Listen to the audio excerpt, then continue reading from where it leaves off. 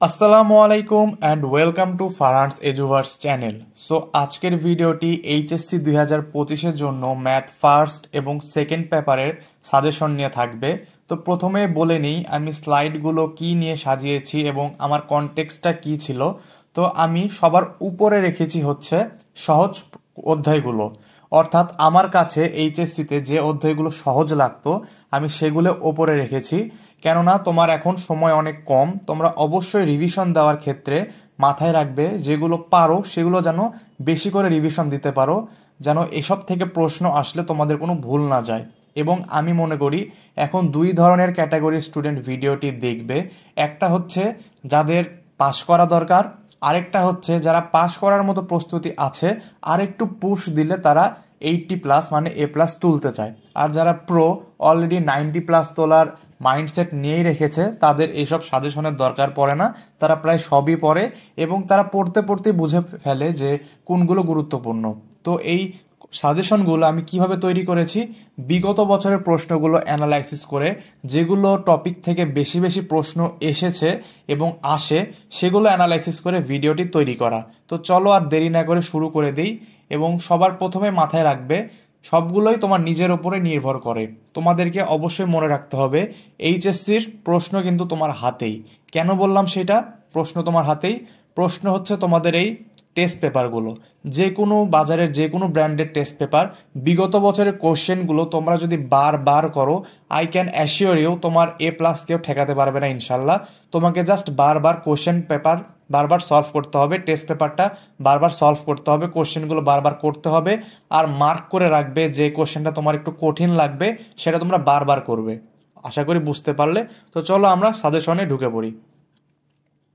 তো প্রথমে আমরা আনবো সেটা হচ্ছে ম্যাট্রিক্স। ম্যাট্রিক্স থেকে কিন্তু আমাদের প্রায় সকল বোর্ডে 2টি কোশ্চেন আসে, তাই ম্যাট্রিক্সে তোমার যদি একটা ভালো দক্ষতা থাকে তুমি কিন্তু ইজিলি 20 নাম্বার পেয়ে যাবে। তো ম্যাট্রিক্সের গুরুত্বপূর্ণ টপিক কোনগুলো, সেগুলো হচ্ছে ক্রেমারের নিয়ম। অবশ্যই তোমাকে ক্রেমারের নিয়মটা মাথায় রাখতেই হবে, এটা ভালোভাবে তোমরা প্র্যাকটিস করবে। এবং এই রিলেটেড আমি বারবার হয়তো বলবো না, কিন্তু তোমাদেরকে যে যে টপিকগুলো বলবো, যাদের মনে করো বই ভালো করে করা হয় নাই তাদের কিন্তু আর টাইম নাই, তোমরা বারবার সেই টেস্ট পেপারের কোশ্চেনগুলোই বিগত বছরের কোশ্চেনগুলোই বারবার করবে। এবং আগে যাদের বই ভালো করে করা রয়েছে তোমরা আবার সেই ইম্পর্টেন্ট টপিকগুলো বই থেকে আবার একটু করে নিবে, তাহলে তোমাদের জন্য ভালো হবে, অ্যাডমিশনেও তোমরা ভালো ফলাফল পাবে। তো ক্রেমারের পরে আসে হচ্ছে অ্যাডজয়েন্ট ম্যাট্রিক্স বা ইনভার্স ম্যাট্রিক্স বের করা, এগুলো বারবার আসে।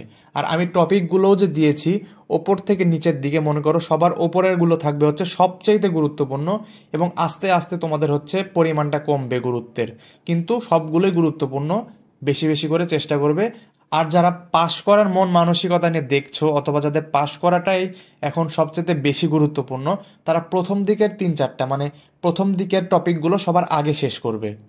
তারপরে হচ্ছে ম্যাট্রিক্সের সংজ্ঞা, তোমাদের যে সমঘাতী বিষমঘাতী তারপরে ট্রান্সপোজ এগুলো যে সংজ্ঞাগুলো রয়েছে, তারপরে ঊর্ধ্ব ত্রিভুজাকার, এগুলো সংজ্ঞাগুলো মাথায় রাখবে। তারপরে হচ্ছে বীজগাণিতিক রাশি থেকে প্রমাণ এবং মান নির্ণয়। অনেক সময় তোমাদের সংখ্যা না দিয়ে X² Y তারপরে A B C মানে এইসব রাশি দিয়ে তোমাদেরকে প্রমাণ করতে বলা হয়, অথবা অনেক ক্ষেত্রে নির্ণায়ক বের করতে বলা হয়। তো এগুলো তোমরা অবশ্যই অবশ্যই দেখবে বোর্ডের গুলো, এখন তো সবগুলো দেখার সময় নয়, তোমরা জাস্ট বোর্ডের ম্যাথগুলো দেখবে তাহলেই হবে। তারপরে হচ্ছে ম্যাট্রিক্সের গুণ, এটা সবার শেষে কেন দিলাম, এটা তোমরা সবাই প্রথম দিকে শেখো, তাই একটা জিনিস মনে রাখবে লিখার সময় যেন ভুল না হয়।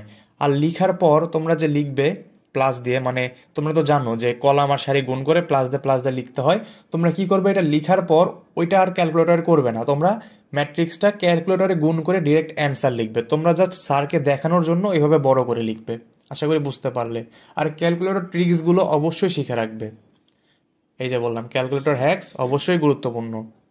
তারপরে আসি হচ্ছে অন্তরীকরণ।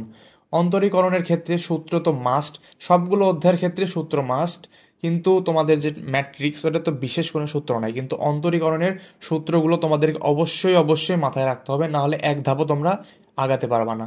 সবচাইতে গুরুত্বপূর্ণ হচ্ছে পর্যায়ক্রমিক অন্তরীকরণের প্রমাণগুলো। তোমাদের যে Y1 Y2 প্রমাণ করতে বলা হয় তোমরা অবশ্যই বই খুললেই দেখতে পারবে অথবা টেস্ট পেপার খুললেই দেখতে পারবে যে সেখানে তোমাদেরকে 2বার অথবা 3বার, সাধারণত 2বারই বলে, Y1 Y2 দিয়ে সাথে X² + 1 এরকম বিভিন্ন প্রমাণ থাকে, এই প্রমাণগুলো দেখবে। তারপরে গুরুত্বপূর্ণ হচ্ছে লঘুমান আর গুরুমান। লঘুমান আর গুরুমানের ক্ষেত্রে ত্রিকোণমিতিক তোমাদের রাশি দিয়ে লঘুমান আর গুরুমান নির্ণয় করতে বলবে। সেক্ষেত্রে তোমাদের যে সেকেন্ড পেপারে চ্যাপ্টার 7-এর মানে বিপরীত ত্রিকোণমিতিক ফাংশন, সেগুলোর সাথে মার্জ করে তোমাদের এই লঘুমান আর গুরুমানটা আসতে দেখা যায়। তাই সেটার উপরে ভালো দক্ষতা রাখবে, দেখবে। তারপরে দেখো পরিচিত বারবার আসা প্রমাণ, মানে এই ধরনের মানে ম্যাথের ক্ষেত্রে তোমার কি হয়, সবগুলো কিন্তু সাজেশন দেওয়া যায় না, টপিকগুলো বলা যায় কিন্তু তোমাদের বিভিন্ন ভ্যারিয়েশন আসতে দেখা যায়। কিন্তু তোমরা যদি বোর্ড কোশ্চেনগুলো বারবার প্র্যাকটিস করো, নতুন ভ্যারিয়েশন দিলেও তোমরা কিন্তু আগের প্র্যাকটিসের জন্য তুমি বুঝতে পারবে যে এখন কোন ধাপটা বা কোন পথে আগালে তোমার সুবিধা হবে। তাই এরকম বিভিন্ন প্রমাণ আছে বোর্ডে যে 2-3 বার করে এসেছে। তারপরে তোমরা দেখবে হচ্ছে স্পর্শক এবং অভিলম্বের ঢাল নির্ণয় সংক্রান্ত, খুবই ইজি, ডিফারেন্সিয়েট করলেই একটা সূত্রের মাধ্যমে তোমরা ইজিলি করতে পারবে। আর এগুলো আরেকটা হচ্ছে তোমাদের মূল নিয়মে অন্তরজ, এগুলোর শেষের দিকে রাখছি কেননা এগুলো আসতে দেখা যায় কিন্তু খুবই কম, কিন্তু শিখে রাখা ভালো তোমাদের যদি সময় থাকে। আর আগেই বললাম যাদের প্রস্তুতি এখনও তেমনটা ভালো না, জাস্ট শুরু করবে অথবা পাশ করাটা গুরুত্বপূর্ণ, তারা এই প্রথম দিকের পর্যায়ক্রমিক অন্তরীকরণ, লঘুমান গুরুমান এগুলো দেখলেই হবে। আর বোর্ড কোশ্চেনগুলো তোমরা পারলে বারবার সলভ করার ট্রাই করবে। এখন আসি হচ্ছে বৃত্তে। বৃত্তে হচ্ছে তোমাদের সবই সূত্র রিলেটেড, স্পর্শক, অভিলম্বের সমীকরণ নির্ণয়, এগুলো তোমরা দেখবে বিভিন্ন ভ্যারিয়েশন। কিন্তু তোমরা যদি কয়েকবার কোশ্চেন ব্যাংকটা মানে প্রশ্ন তোমাদের সলভ করো টেস্ট পেপারে, তাহলে দেখবে যে তোমরা একটা দুইটা করার পরই দেখবে যে আবার রিপিট হচ্ছে, হয়তো তোমাদের ডেটা চেঞ্জ কিন্তু টাইপটা একই রকম, একটু ঘুরে ফিরে দেওয়া। সেজন্য বারবার টেস্ট পেপারটা সলভ করতে আমি বলতেছি। তারপর হচ্ছে শর্ত সাপেক্ষে বৃত্তের সমীকরণ। অবশ্যই আমি এখানে তোমাদের গুরুত্বপূর্ণ টপিকগুলো দিচ্ছি, কিন্তু তোমাদের যে বেসিক জিনিসগুলো যেমন ব্যাসার্ধ বের করা, তারপরে বৃত্তের কেন্দ্র বের করা, এগুলো কিন্তু তোমাদের অবশ্যই জানা থাকতে হবে। তাই অতিরিক্ত আর বলতেছি না, আমি আশা রাখি এগুলো শিখেই তোমরা এই গুরুত্বপূর্ণ টপিকগুলোতে আসবা, বেসিকগুলো তার বলার দরকার নেই। তো শর্ত সাপেক্ষে বৃত্তের সমীকরণ কি, তোমাদের বিভিন্ন শর্ত দেওয়া থাকে যে এই বিন্দুগামী হয়, অথবা এক্স অক্ষের উপর স্পর্শ করে, ওয়াই অক্ষের উপর স্পর্শ করে, অথবা এক্স অক্ষকে ছেদ করে, ওয়াই অক্ষকে ছেদ করে, এসব বিভিন্ন শর্তের সাপেক্ষে বৃত্তের সমীকরণ নির্ণয়। তারপরে 3টা বিন্দু দিয়ে দেয়, সেই 3টা বিন্দু তোমার সমীকরণ বের করে, সেই সমীকরণ সলভ করে এক্স ওয়াইয়ের মান বের করে সেই সমীকরণটা বের করতে হয় বৃত্তের। তারপর হচ্ছে ব্যাসার্ধ আর স্পর্শকের মধ্যে যে সম্পর্ক, তোমাদের ব্যাসার্ধ আর স্পর্শকের সম্পর্ক কি, ব্যাসার্ধ হচ্ছে স্পর্শকের উপরে লম্ব হয়। তারপরে কেন্দ্র থেকে যে তুমি স্পর্শকের উপর লম্বটি আঁকবে সেটাই কিন্তু আমাদের ব্যাসার্ধ, তাই না? তো এই সম্পর্ক রিলেটেড যে ম্যাথগুলো রয়েছে তোমরা ইতোমধ্যে আশা করি করেছো, তাও টেস্ট পেপার তোমরা দেখবে, এগুলোই পাবে। তারপরে কি স্পর্শবিন্দুর স্থানাঙ্ক নির্ণয় কিভাবে করতে হয় সেগুলো শিখে রাখবে। তোমরা যদি একটা দুইটা ঠিকভাবে শিখে রাখতে পারো, তোমরা কিন্তু সেই রিলেটেড 100টা দিলেও পারবে, তাই না? তারপরে হচ্ছে বোর্ড প্রশ্ন বারবার সব টাইপ, এটা শুধু বৃত্তর অধ্যায়ের ক্ষেত্রে না, সবগুলো অধ্যায়ের ক্ষেত্রেই প্রযোজ্য। সরল রেখার ক্ষেত্রে কি বলবো, তোমাদের যে x cos alpha plus y sine alpha সমান পি, এটা কিন্তু খুবই গুরুত্বপূর্ণ সূত্র, এই সূত্র থেকে বারবার ম্যাথ আসতে দেখা যায়। তারপরে দেখো দুটি রেখার অন্তর্ভুক্ত কোণ, যেটা আমরা জানি tan theta is equal to tan theta one minus tan theta two, আমরা ডাইরেক্টলি কি লিখি, m1 minus m2 by 1 plus m1 m2। m1 কি, একটি রেখার ঢাল মানে প্রথম রেখার ঢাল, আর m2 হচ্ছে দ্বিতীয় রেখার ঢাল।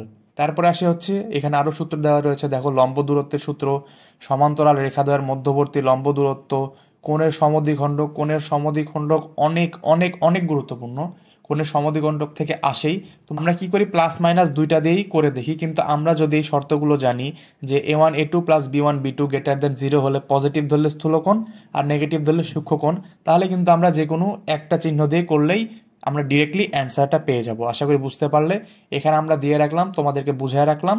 আশা করি এই সূত্রগুলো তোমরা আগে থেকে পরিচিত তোমাদের কাছে, বুঝতে পারলে। তো চলো পরেরটায় যাই, ত্রিকোণমিতি।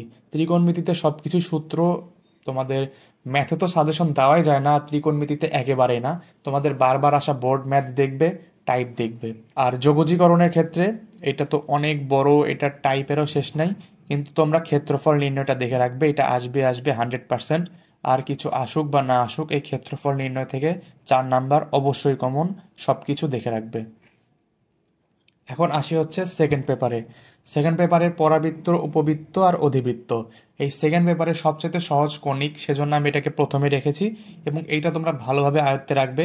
এখান থেকে কিন্তু 2টা সৃজনশীল পাবে, আর তোমাদের সেকেন্ড পেপার থেকে কিন্তু 5টা সৃজনশীল অ্যান্সার করা খুবই ইজি।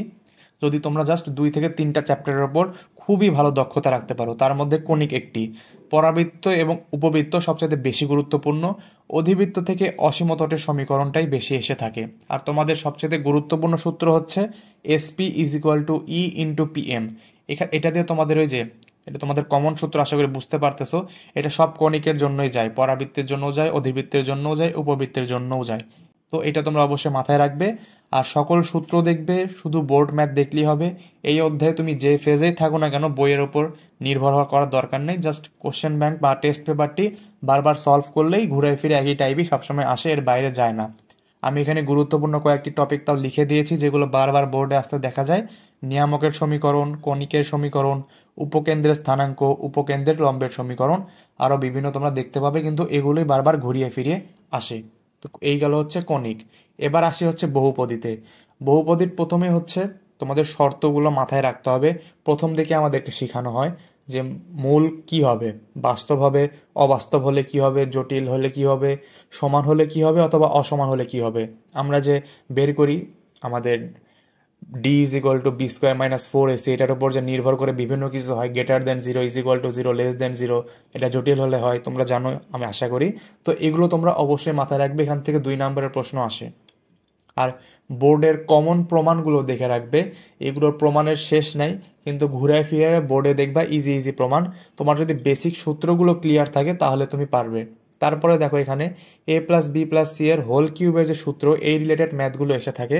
মাঝে মধ্যে কি করে 1/a cube, 1/b cube, 1/c কিউবে দিয়ে থাকে। তো এই পুরো সূত্রটা তোমরা মাথায় রাখবে, ঘুরে ফিরে লেফট সাইড থেকে রাইট সাইডে নিয়ে প্রমাণ করা লাগতে পারে। তারপরে দেখো এটা জিনিস সবসময় মাথায় রাখবে, বহুপদীর ক্ষেত্রে সব কিছু তোমার বেসিক সূত্র দিয়ে হবে। যেমন তোমাদের দ্বিপদী থাকলে কি হয়, দুইটা তোমাদের এ প্লাস বি বা আলফা প্লাস বিটার যোগফল কি হয়, -b/a, আর আলফা ইন্টু বিটা এটা সমান কি হয়, c/a। তো এই সব ধরনের সূত্র দিয়ে ত্রিঘাতের ক্ষেত্রেও সেম, যে alpha plus beta plus gamma সমান কি হয়, -b/a। তো এই ধরনের সূত্র দিয়ে সব কিছু হবে, তোমরা সূত্র দিয়ে সবার প্রথমে লেখার চেষ্টা করবে। আর কোনো কোনো ক্ষেত্রে দেখা যায় একটা রাশি দেওয়া থাকে, সেটাকে একটা রাশিতে ভাগ করতে হয়, এবং ভাগ করলে কি দেখা যায় ওই সূত্রের রূপে আবার চলে আসবে, যে আলফা প্লাস বিটা অথবা আলফা ইন্টু বিটা রূপে চলে আসবে। তোমরা টেস্ট পেপার দেখলেই কিন্তু বুঝে ফেলবে। তারপরে দেখো বিপরীত ত্রিকোণমিতিক ফাংশন। এখানে কি হবে, থিটার যে কমন সূত্র, যে সাইন থিটা সমান 1 হলে কি, কস থিটা সমান 1 হলে কি, অথবা সাইন থিটা সমান সাইন আলফা হলে থিটা ইজ ইকুয়াল টু আমরা কি জানি, সেটা n pi plus -1 to the power n alpha. এগুলো তোমরা মাথায় রাখবে। এই সূত্রগুলো 4টা আছে, এই সূত্রে যে 4টা আছে সাইন কস টেনের, সবগুলো মাথায় রাখবে, তাহলে খুবই খুবই ইজি কিন্তু এই চ্যাপ্টারটা। ত্রিকোণমিতির মধ্যে সেকেন্ড পেপারের ত্রিকোণমিতি অনেক ইজি, আর প্রথম পত্রের ত্রিকোণমিতির সূত্রগুলো মার্চ করে দিয়ে দেয়, সেজন্য সেই সূত্রগুলো মুখস্থ রাখতে হবে। আর ত্রিকোণমিতির ক্ষেত্রে এই বোর্ডের ম্যাথগুলোই যথেষ্ট, প্রমাণগুলো, বোর্ডের ম্যাথ এগুলোই এনাফ। তারপরে জটিল সংখ্যা। জটিল সংখ্যা তোমরা টেস্ট পেপার খুললে দেখতে পাবে যে Z is equal to X plus i ওয়াইতে বিভিন্ন ধরনের প্রমাণ করতে বলা হয়। তো এই প্রমাণগুলো দেখে রাখবে। তারপরে ওমেগা, ওমেগা কিউব হলে কি হয়, 1। তারপরে তোমাদের আরেকটা আছে যে 1 plus omega is equal two 0। এই ধরনের ওমেগা রিলেটেড সকল ধরনের ম্যাথ তোমরা বোর্ড কোশ্চেন দেখে রাখবে। তারপরে আর্গুমেন্ট আর মডুলাস নির্ণয়, অয়লারের সূত্র তো অবশ্যই অবশ্যই দেখে রাখবে। তারপরে ঘনমূল নির্ণয়, বর্গমূল নির্ণয়টা কতে আসে, ঘনমূল নির্ণয়টা তোমাদের 4 নম্বরের জন্য আসে, মাঝে মাঝে চতুর্ঘাতও দিয়ে দেয়। তারপরে আসে হচ্ছে স্থিতিবিদ্যাতে। স্থিতিবিদ্যার ক্ষেত্রে ভ্রামক, ভ্যারিগণনের উপপাদ্য, এটা সবচেয়ে বেশি আসবেই আসবে। তারপরে হচ্ছে বলের ত্রিভুজ সূত্র, লামির উপপাদ্য, এটা অনেক গুরুত্বপূর্ণ।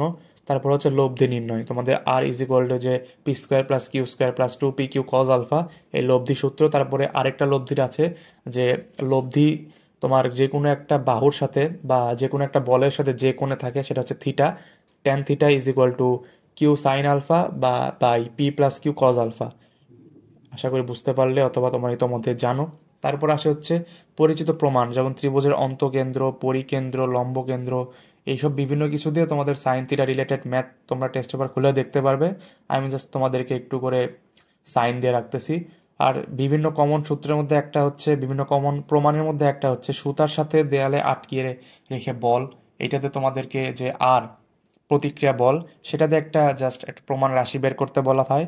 তোমরা টেস্ট পেপার খুললে দেখতে পাবে। এরকম বিভিন্ন বারবার আসা ফেমাস প্রমাণ রয়েছে, যেগুলো তুমি বাদ দিবে না, বারবার করবে। আর শেষে আসে হচ্ছে গতিবিদ্যায়। গতিবিদ্যার ক্ষেত্রে কি বলবো, তোমার যদি পাস করার চিন্তা থাকে, প্রথম ক্ষেত্রে বললাম আমাদের যে ওপরের দিকে যে প্রথম কয়েকটা ছিল, যে কণিক থেকে 2টা আসে, বহুপদী থেকে 2টা আসে, আর তোমাদের বিপরীত ত্রিকোণমিতিক ফাংশন থেকে একটা আসে, তোমাদের কিন্তু 5টা হয়ে যায়। তো আশা করি বুঝতে পারলে। এই 5টা তোমরা যদি ভালো আয়ত্ত রাখো, মানে এই 3টা অধ্যায় আয়ত্তে রাখলে তোমাদের 5টা সিকিউ হয়ে যায়। নদী ও নৌকার অঙ্ক এখানেও রয়েছে। গতিবিদ্যা কিন্তু ফিজিক্সেরই একটা চ্যাপ্টার। তো এখানে সূত্র প্লাস বোর্ড রিলেটেড ম্যাথগুলো দেখবে। এখানে আমি সূত্র দিয়ে রেখেছি তাও তোমাদেরকে দেখানোর জন্য, কিন্তু তোমাদের কাছেও তো বইয়ে অবশ্যই অবশ্যই আছে, সেগুলো থেকে যদি পারো সবগুলো সূত্র মুখস্থ রাখবে। এইসব যে ম্যাথগুলো আসে তুমি টেস্ট পেপার খুললে দেখবে সূত্র বসালে ম্যাথগুলো হয়ে যায় বেশিরভাগ ক্ষেত্রে। তো আশা করি বুঝতে পারলে। সব কিছুই তোমার উপরে কোনটা তুমি ভালো পারো, আবারও বলছি, সেইটাই বারবার দেখবে, সেগুলো থেকে বারবার আয়ত্তে রাখার চেষ্টা করবে, সেখান থেকে প্রশ্ন আসলে যেন ভুল না যায়। তারপরে তোমরা যেটুকু কম পারো, যে অধ্যায়টা কম পারো, সেগুলো জাস্ট তোমরা বোর্ড ম্যাথ বারবার করবে, বোর্ডে আসা ম্যাথগুলো বারবার করলেই হবে। সো আজকে এই পর্যন্তই। সামনে ইনশাল্লাহ অন্যান্য সাবজেক্টের উপরে ভিডিও আসবে, পেতে হলে সাবস্ক্রাইব করে রাখো। আর কমেন্টে জানাও কি দরকার, কোথাও কোনো ভুল গেলে সেটাও জানাও। আজকে এই পর্যন্তই। আসসালামু আলাইকুম।